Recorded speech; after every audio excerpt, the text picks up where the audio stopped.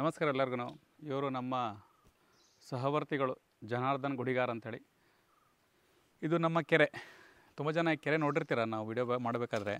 ಇದಕ್ಕೆ ಈಗ ಸ್ವಲ್ಪ ಪಾಚಿ ಕಟ್ತಾ ಇದೆ, ಇದಕ್ಕೆ ಮೀನು ಬಿಟ್ಟರೆ ಕರೆಕ್ಟಾಗುತ್ತೆ ಅನ್ಕೋತೀನಿ. ಈ ಕೆರೆ ಮಾಡಲಿಕ್ಕೆ ನಮಗೆ ಹತ್ತತ್ರ 14 ಲಕ್ಷ ರೂಪಾಯಿ ಖರ್ಚಾಯಿತು.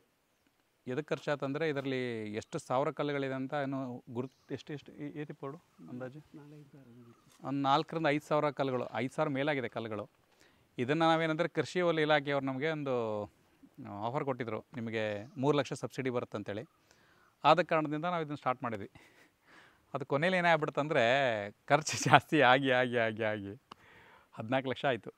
ಆಮೇಲೆ ಹೇಳಿದರು ಇಲ್ಲ ನಿಮಗೆ ಈ ಬಿಡುತ್ತನ ಒಂದು ಹೇಳಿದ್ರು ಅವರು. ನಾವು ಇಲ್ಲಿಂದ ಬಿಟ್ಟು ತೊಗೊಂಡಿದ್ವಿ, ಬಟ್ ಇಲ್ಲೆಲ್ಲ ಅಲ್ಲಿಂದ ಇದೆ ಸ್ಟಾರ್ಟ್. ಆ್ಯಕ್ಚುಲಿ ಒಳಗಡೆ ಎಲ್ಲ ಇದಕ್ಕೆ ಬಾರ್ಡರ್ಸ್ ಕಲ್ಲುಗಳಂತ ಬರುತ್ತೆ. ಅಲ್ಲಿಂದ ಹಿಡಿದಾಗ ಹತ್ತತ್ರ ಒಂದು 60 ಫೀಟ್ ಆಗ್ತಾಯಿತ್ತು. ಬಟ್ ಎಲ್ಲ ಮಾಡಿ ಬಂದಾಗ 38 ಫೀಟ್ ಆಗಿದೆ ಹೆಚ್ಚು ಕಡಿಮೆ. ಈಗ 38 ಹೀಗೆ ಬರುತ್ತೆ. ಅದು ಹೀಗೆ 38 ಬರುತ್ತೆ, ಹೀಗೆ 48 ಬರುತ್ತೆ. ಈ ಏನು ತೋಟಗಾರಿಕೆ ಇಲಾಖೆಯವ್ರು ಹೇಳ್ತಿದ್ದಾರೆ ಈಗ ಇಲ್ಲ ನಿಮ್ಗೆ ಅಷ್ಟು ಬರಲ್ಲ, ಯಾಕಂದರೆ ನೀವು ಅಲ್ಲಿಂದ ಹಿಡಿಬಾರ್ದು, ಇಲ್ಲಿಂದ ಹಿಡಿಬೇಕು ಅಂತೇಳಿ. ಇಲ್ಲಿಂದ ಹಿಡಿದಾಗ ಒಂದು 75,000 ಕೊಡ್ತಾರೆ ಅಂತ ಹೇಳಿದ್ದಾರೆ. ಈಗ ಏನು ಸಮಸ್ಯೆ ಇಲ್ಲ, ಯಾಕಂದ್ರೆ ನಮಗೂ ಸ್ವಲ್ಪ ಮಾಹಿತಿ ಕೊರತೆ ಇತ್ತು. ಆಯಿತು, ಸರ್ಕಾರ ಎಷ್ಟು ಕೊಡ್ತಾ ಇದೆಯಲ್ಲ ಅಂತ ನಾವು ಸುಮ್ಮಾದ್ವಿ. ನೋಡುವ ಈಗ ಎಷ್ಟು ಬರ್ತಂದು, ನೆಕ್ಸ್ಟ್ ಎಷ್ಟು ಅಮೌಂಟ್ ಬರುತ್ತೆ ನಾನು ಅದನ್ನು ನೋಡಿಬಿಟ್ಟು ಒಂದು ವಿಡಿಯೋ ಮಾಡ್ತೇನೆ. ಯಾಕಂದ್ರೆ ಯಾರಾದರೂ ಈ ಸರ್ಕಾರನ ನಂಬಿಕೊಂಡು ಕೆರೆಗಳನ್ನ ಮಾಡಬೇಕಾದ್ರೆ ಸ್ವಲ್ಪ ಹುಷಾರಾಗಿರಿ ಅಂತ ಅಷ್ಟೇ. ಯಾಕಂದರೆ ಎಂಡ್ ಆಫ್ ದಿ ಡೇ ನಾವೆಲ್ಲ ಹಾಕಬೇಕಾಗುತ್ತೆ. ಅವ್ರು ಕೊಡ್ತಾರೆ ಹಣನ, ಬಟ್ ಸಬ್ಸಿಡಿ ಬರೋ ಹಣಕ್ಕೆ ಬರುತ್ತಂಥೇಳಿ ನೀವು ಸಾಲ ಮಾಡ್ಕೊಂಡೆಲ್ಲ ಮಾಡ್ಲಿಕ್ಕೆ ಹೋಗಬೇಡಿ. ನೋಡಿ ಎಷ್ಟು ಚೆನ್ನಾಗಿದೆ ಅದರಲ್ಲಿ. ನಮಗೆ ಇಡೀ ಗದ್ದೆಗೆ ನೀರು ಇದೇ ಆಗುತ್ತೆ. ನಾವು ರಕ್ತಶಾಲಿ ಅಕ್ಕಿನ ಬೆಳಿತಿದ್ದೇವೆ. ಇಷ್ಟು ನೀರಿದೆಲ್ಲ ಇಲ್ಲಿ, ಇಷ್ಟು ನೀರಿದೆಲ್ಲ. ಈ ನನಗೆ 7.5 HP ಪಂಪ್ ಹಾಕಿದ್ದೇನೆ. ಮೊದಲು ಕಡಿಮೆ ಇತ್ತು, 2 HP ಇತ್ತು. ಆಮೇಲೆ ಚೇಂಜ್ ಮಾಡಿ 7.5 HP ಹಾಕಿದೆ. ತುಂಬ ನೀರು ಬರುತ್ತೆ.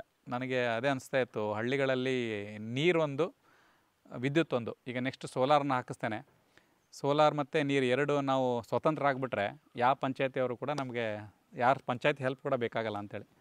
ಹಾಗಾಗಿ ದೇವರ ಅನುಗ್ರಹದಿಂದ ಒಂದು ಸೋಲಾರ್ ಒಂದು ಆಗಿಬಿಡಲಿ. ಆಮೇಲೆ ಒಂದು ಇಲ್ಲಿ ಮನೆ ಕಟ್ತೇನೆ ಹೆಚ್ಚು ಕಡಿಮೆ. ಕಟ್ಟಾದ ಕೂಡಲೇ ಆಗಲಿ ಅಂಥೇಳಿ. ಇದು ಕೆರೆ ತೋರಿಸಿ ಅಂದರೆ ಮುಂದಿನ ದಿನಗಳಲ್ಲಿ ಇದಕ್ಕೆ ಯಾವ ಥರ ಮಾಡಿದ್ವಿ, ಏನನ್ನು ಉಪಯೋಗಿಸಿದ್ವಿ. ನೀವು ಇದನ್ನ ಮಾಡೋದ್ರಿಂದ 10 ಲಕ್ಷ ತನಕ ತರಿಸ್ಬೋದು. ಯಾಕಂದ್ರೆ ನಾನು ಸ್ವಲ್ಪ ಎಕ್ಸ್ಪೀರಿಯೆನ್ಸ್ ಪಟ್ಟಿದ್ದೇನೆ, ಬ್ಯಾಡ್ ಎಕ್ಸ್ಪೀರಿಯೆನ್ಸು ಕೂಡ ಆಗಿದೆ ನನಗೆ. ಯಾಕಂದರೆ ಒಂದು ಬಾವಿ ತೋಡಬೇಕಾದ್ರೆ ಏನೆಲ್ಲ ಸಮಸ್ಯೆಗಳು ಬರುತ್ತೆ, ಆ ವ್ಯಕ್ತಿಗಳು ಯಾರು ಇದನ್ನು ನಮಗೆ ಹೆಲ್ಪ್ ಮಾಡಿರೋದು, ಆ ಗೌಂಡಿಗಳು ಯಾರು, ಅವರನ್ನೆಲ್ಲ ತರಿಸ್ಕೊಂಬಿಟ್ಟು ಒಂದು ವಿಡಿಯೋ ಮಾಡುವ.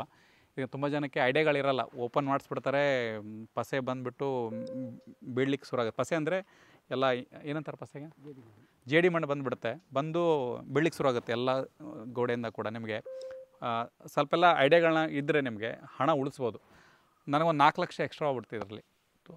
ಫೈನಾನ್ಷಿಯಲ್ ಪ್ರಾಬ್ಲಮ್ ಆಗುತ್ತೆ, ಯಾಕಂದರೆ ನಾವೊಂದು ತಲೆಯಲ್ಲಿ ಒಂದು 5 ಲಕ್ಷ ಇಟ್ಕೊಂಡಿದ್ದೆ ನಾನು ಮೈಂಡಲ್ಲಿ. ಬಟ್ 15 ಲಕ್ಷ ಅಂದರೆ 3 ಪಟ್ಟು ಜಾಸ್ತಿ ಹೋಯಿತು.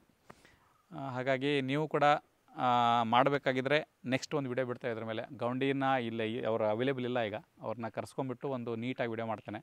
ನೀವೆಷ್ಟು ಹೋಲ್ ಮಾಡಬೇಕು, ಹೆಂಗೆ ರಿಂಗ್ ಮಾಡ್ಕೊಳ್ಬೇಕು. ರಿಂಗ್ ಹೆಂಗೆ ಮಾಡ್ಬೇಕಂದ್ರೆ ಹೋಲ್ ಮಾಡೋಕ್ಕಿಂತ ಮುಂಚೆ ರಿಂಗ್ ಮಾಡಿ ಇಟ್ಕೊಂಡಿರ್ಬೇಕು ನೀವು. ಇಮಿಡಿಯೇಟ್ಲಿ ನಿಮಗೆ ಪಸ್ಸೆ ಸ್ಟಾರ್ಟ್ ಆದ ಕೂಡಲೇ ಹಾಕಿಬಿಟ್ರೆ ಈಸಿಲಿಯಾಗಿ ನಿಮಗೆ ಅದು ಒಂದು ಸ್ಟೆಪ್ ಬೈ ಸ್ಟೆಪ್ ಹೋಗ್ತಾ ಹೋಗುತ್ತೆ. ನಾವೇನು ತಪ್ಪು ಮಾಡಿದ್ವಿ ಅಂದರೆ ಫಸ್ಟು ಹೋಲ್ ಮಾಡ್ಕೊಂಡ್ವಿ, ಇಲ್ಲಿಂದ ಕುಸಿಲಿಕ್ಕೆ ಸ್ಟಾರ್ಟ್ ಆಯಿತು. ಕುಸಿದು ಹೆಚ್ಚು ಕಡಿಮೆ ಅಷ್ಟಿದೆ ಇಲ್ಲಿಗ. ಈ ಒಳಗಡೆ ಒಂದು 200ಕ್ಕೂ ಹೆಚ್ಚು ಟ್ರಾಲಿ ಲೋಡ್ಗಳನ್ನು ನಾವು ಕಲ್ಲುಗಳನ್ನ ಹಾಕಿದ್ದೇವೆ, ಬಾರ್ಡರ್ಸ್ಗಳನ್ನು. ಅದಕ್ಕೆ ನೀರು ಎಳಿಬೇಕಲ್ಲ. ಇಲ್ಲಿ ಹೊಳೆ ಇದೆ, ಇಲ್ಲಿ ದೊಡ್ಡ ಹೊಳೆ ಇದೆ. ಆ ಹೊಳೆಯಿಂದ ಇಲ್ಲಿ ನೀರು ಇಲ್ಲಿಕ್ಕೆ ಹಿಟ್ಟಾಗುತ್ತೆ. ಹಾಗಾಗಿ ನೀರು ಜಾಸ್ತಿ ಇದೆ ನಮಗೆ, ನೀರಿನಂತೂ ಸಮಸ್ಯೆ ಇಲ್ಲ. ಮತ್ತು ಈ ಜುಮಾದಿ ದೈವ ಉಂಟಲ್ಲ ಇಲ್ಲಿ, ಈ ಜುಮಾದಿ ದೈವ ಎಲ್ಲಿರುತ್ತೆ ಅಲ್ಲಿ ನೀರಿನ ಸೆಳೆತ ಜಾಸ್ತಿ ಇರುತ್ತೆ. ಈ ಕೆರವಾಶೆಯಲ್ಲಿ ಕೂಡ ಒಂದು 2-3 ಮನೆಗಳಿದೆ ಈ ದೈವದ್ದು, ಅಲ್ಲಿ ನೀರಿನ ಸಮಸ್ಯೆಗಳಿಲ್ಲ. ಇವೊಂದು ಅದು ಹೈಟ್ ಜಾಸ್ತಿ ಇದ್ದರೂ ಕೂಡ ಈ ಕೆಳಮನೆಯಲ್ಲಿ ಇಲ್ಲ ನೀರು, ಬಟ್ ಹೈಟಲ್ಲಿರೋ ಆ ದೈವದ ಮನೆಯಲ್ಲಿ ನೀರುಂಟು. ಸೊ ಹಾಗಾಗಿ ಈ ದೈವದ ಅನುಗ್ರಹದಿಂದ ನಾವು ಈ ನೀರನ್ನು ಅನುಭವಿಸ್ತಾ ಇದ್ದೇವೆ. ಮುಂದಿನ ದಿನಗಳಲ್ಲಿ ಈ ಕೆರೆನ ಯಾವ ಥರ ಮಾಡಿದ್ದೀವಿ ಅಂಥೇಳಿ ಸಂಕ್ಷಿಪ್ತವಾಗಿ ಒಂದು ವಿಡಿಯೋ ಮಾಡ್ತೇವೆ. ಧನ್ಯವಾದ. ನಿಮಗೂ ಕೂಡ ಧನ್ಯವಾದ ಜನಾರ್ದನ್ ಅವರಿಗೆ. ಜೈ ಜನಾರ್ದನ್.